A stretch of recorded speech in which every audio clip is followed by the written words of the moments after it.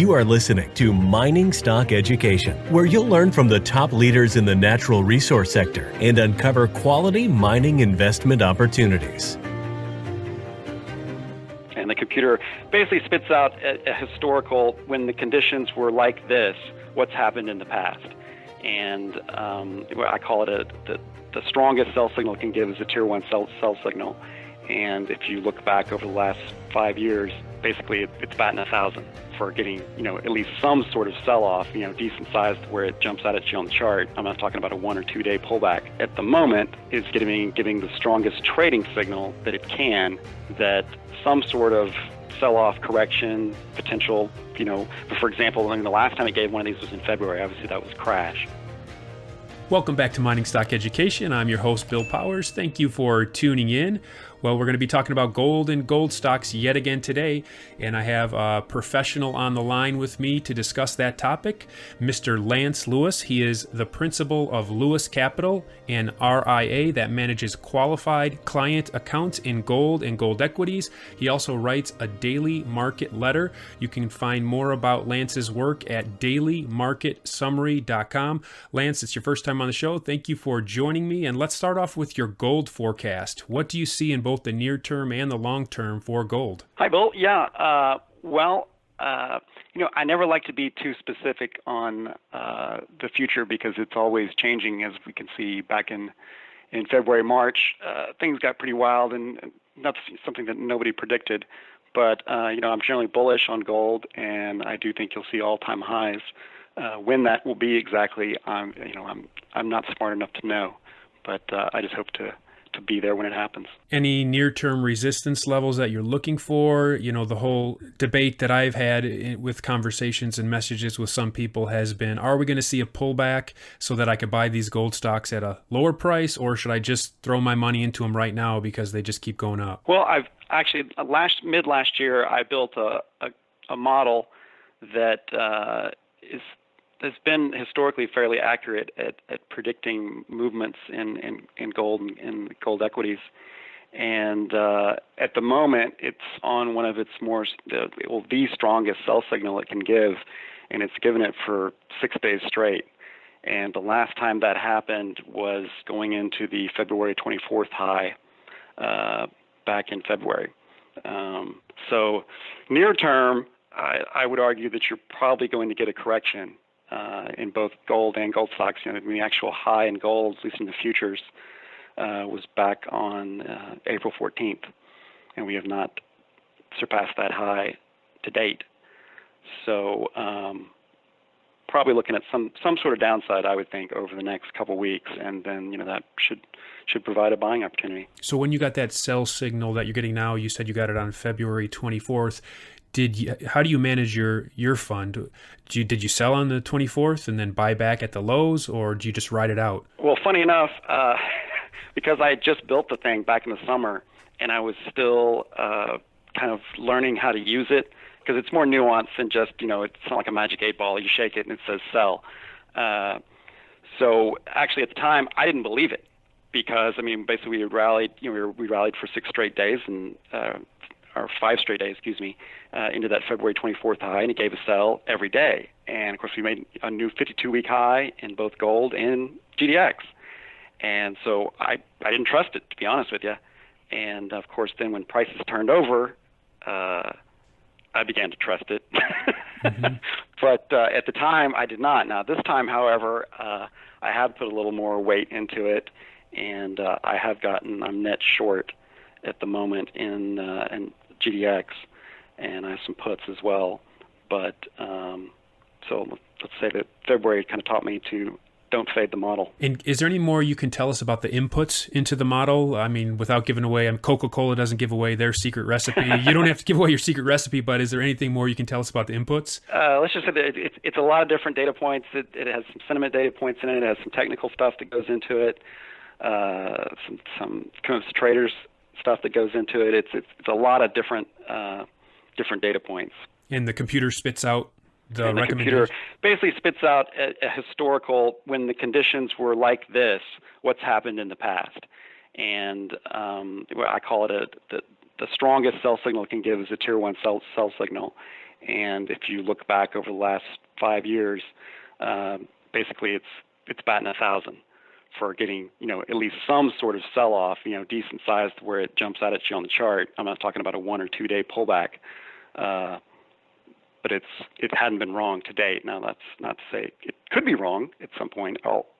There's first time for everything, but for now, it's looking like it's once again potentially correct, given that both gold and the miners have turned over this week, and we'll see if pullback's over or where it takes us next week. You're at the helm, your website says, of Lewis Capital Incorporated, where you employ a primary strategy for gold and gold equities.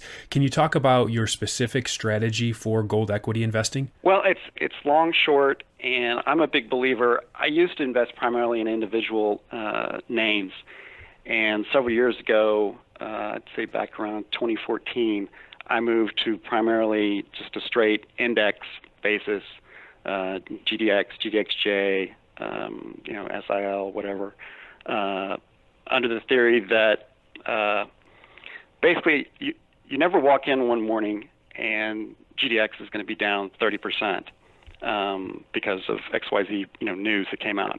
However, you often walk in one morning and XYZ miner has spit up some news and it's down 25 or 30%.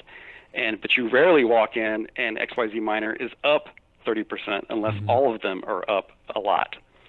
So I tend to spread the risk over many different names using the indexes and the theory that it's hard enough to get gold right.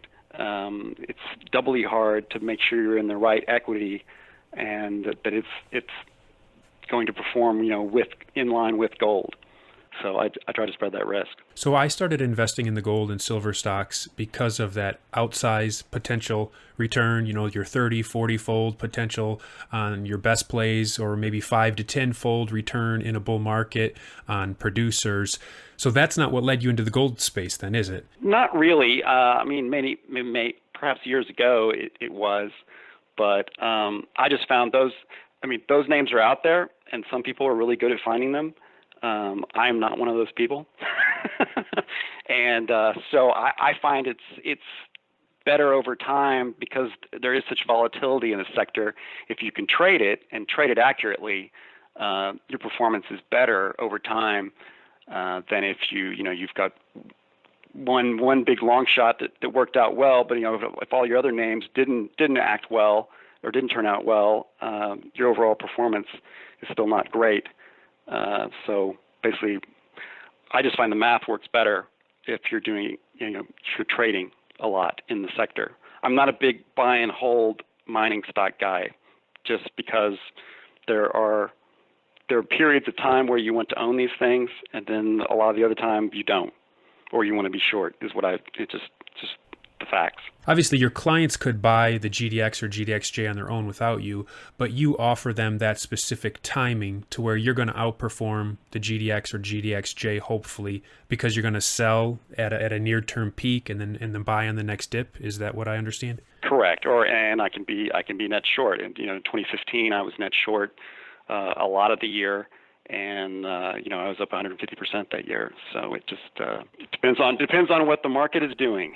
Yeah. What was your performance from 2012 through 2015 during that bear market in the gold equities? I'd have to go back and look, but 2013.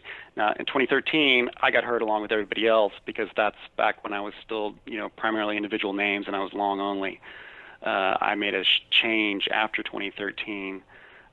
In 2014, like I said, that's when I started more index based, and I believe it was by mid 2015, I know I had recovered all my losses from 2013, and I was net up from 2012 through 2013 by the end of that year. I can't remember what the number was, though. I haven't been asked for that specific period, believe it or not. We'll be right back after this word from our sponsor. Orin Resources is a junior exploration company with the appetite of a major, focused on finding the next globally significant discovery to create enormous potential upside for shareholders. It's one of the most aggressive exploration companies pursuing high-grade, scalable gold and copper deposits, and has a premier 7-project portfolio including its 2 flagships, Committee Bay in the Arctic and Sombrero in Peru. With Orin's unparalleled technical team and highly experienced management with a history of success in advancing and monetizing exploration assets, Orin has been called one of the best in the junior exploration sector. Orin trades on the TSX and NYSE under the ticker AUG. To learn more, go to OrinResources.com. That's AURYN Resources.com. I had a question come into me, and I said I would ask a future guest, and it's in regards to observing how the gold stocks move throughout any given trading day, liquidity. And the question is, what's the best time, generally speaking, to buy a gold stock time of the day, and what patterns are you observing here that you could share with listeners? I like to do things primarily at the end of the day, in the last hour.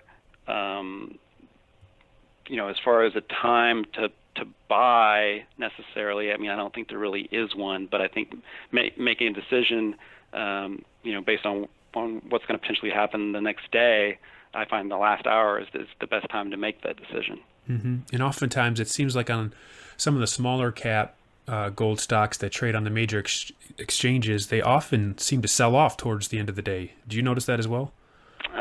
In some cases, I'm not looking at a lot of the tiny ones. I'm looking at more of your GDX type names, GDXJ type names. So they're larger, but not $100 to $200 million market cap. Yeah. Okay.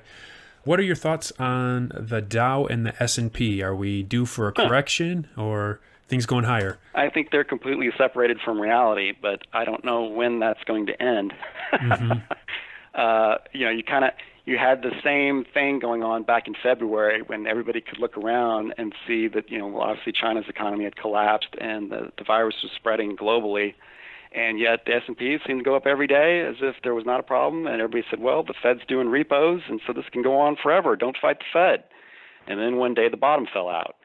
I think we're kind of in that same mode now where you've got QE is the investment process that people are using now in the equity market, and don't fight the Fed, and so just stuff's going to lift until one day it doesn't. But QE is not going to suddenly get millions of people employed overnight. And at the end of the day, stocks are tied to earnings and revenue, and if those earnings aren't there, the price is going down. I don't care how much liquidity the Fed's pumping in, but I don't know what that day will be. With the U.S. and China tensions, with the virus, there's a little more tension. And then, of course, there's been going the back and forth trade war and negotiations and everything that's involved there.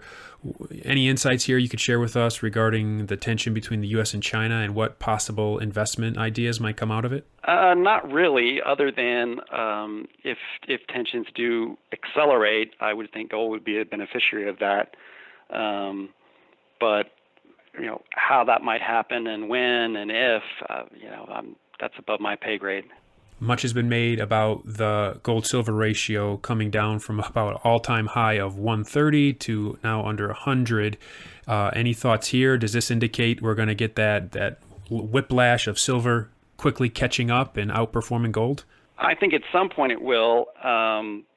It's outperformed just over the last couple months. It's outperformed gold because gold's basically gone nowhere since early April. But you still could, because of the industrial component of silver, you still could have a near-term hiccup. I'm not talking about new lows or anything, but you could have some more gyration, correction, whatever you want to call it, in line with these other industrial metals, just because of lack of demand. And with your expectations for the bull market in gold and silver, how many years? I've had people on the show say 6 years, 3 years, even multi-decade. What are your expectations for the outlook of this bull market? I would say multi-year. As I said earlier, I try not to forecast too far in the future because it's always changing. And anyone that tells you they know it is selling you something more than likely. I think odds are it's a multi-year. I mean, it has been since 2000. You had the intervening cyclical bear market there from 2011 through 2015, but it's really been a long-term bull market during that whole period, and I think it's going to continue until at some point you're going to get some sort of currency crisis with fiat currencies in general, and that may be where it eventually peaks. But how long that takes to get there, I would have told you we would have been there 10 years ago, but here we are. Okay. So you're just going to watch your model and look for those signals to, exit this sector at some point in the future? Well, I mean, they're trading signals, so it doesn't tell you, oh, it's over, go home for the next couple of years. Mm-hmm. It's more complicated than that, but like I said, at the moment, it's giving the strongest trading signal that it can, that some sort of sell-off correction potential. For example, the last time it gave one of these was in February. Obviously, that was crash. Prior to that, it gave one, one of the mildest sell-off that it gave a signal on was in January at that high. And I think the GDX sold off maybe 10%, 15%, something like that. I can't remember what the number was. But then prior to that, it gave a sell signal on September 4th of last year, and that correction lasted for 4 months. So the timing is, you don't really know, the degree you don't really know, but each one of the sell signals in the past, it's been the correction's been noticeable from a price standpoint, and certainly from a timing standpoint as well. And in fact, erring to the sell-offs have tended to last longer after you've gotten this signal. But obviously the February-March sell-off was about 4 weeks, 3 weeks, something like that. It wasn't that long, but the price part of it was damaging. Yep. So outside of the precious metals and mining sector, do you see deep value in any potential sector that you could share with us? Short selling. Short selling the general equities? But although, like I said, it's the timing is the tricky part there, because just like in February, most bears had basically given up at that point and just assumed that, hey, the Fed doing these repos, I don't know if this stuff's ever going to turn over. And then, of course, one day it did, and we're in that odd environment once again where a lot of bears have basically given up, or they're in the process of giving up, and stocks seem to go higher every day, regardless of the news, regardless of what's happening. And but at some point, the real world's going to matter. Certainly it's starting to matter in the banks, because they go down almost every day. And I've never seen a market that can trade substantially higher without the financials participating. And at the moment, they're going in the wrong direction as far if you're bullish. Yeah, companies are even more overvalued now, right, on a price-to-earnings valuation than in February. I would argue that, unless you believe in the tooth fairy, that suddenly we're going to snap our fingers and the economy is going to roar back to where it was in January overnight. It's not going to happen. You've done too much damage. Doesn't matter even if you had a vaccine tomorrow. Just like any other recession, the Fed raises interest rates and you eventually turn over and you get a recession. You've turned over at this point. You can't just magically, you don't just roar out of that overnight. It takes time. And, we've done a lot of damage. Well, Lance, I know that people think highly of your service that you offer for market timing. If listeners of my show want to learn more, what more do you offer at your website, dailymarketsummary.com, and what type of subscriptions are there? The website is, I write a daily evening spew, and I also post intraday comments on the website as well, that, emails go out and notify subscribers that something's been posted. When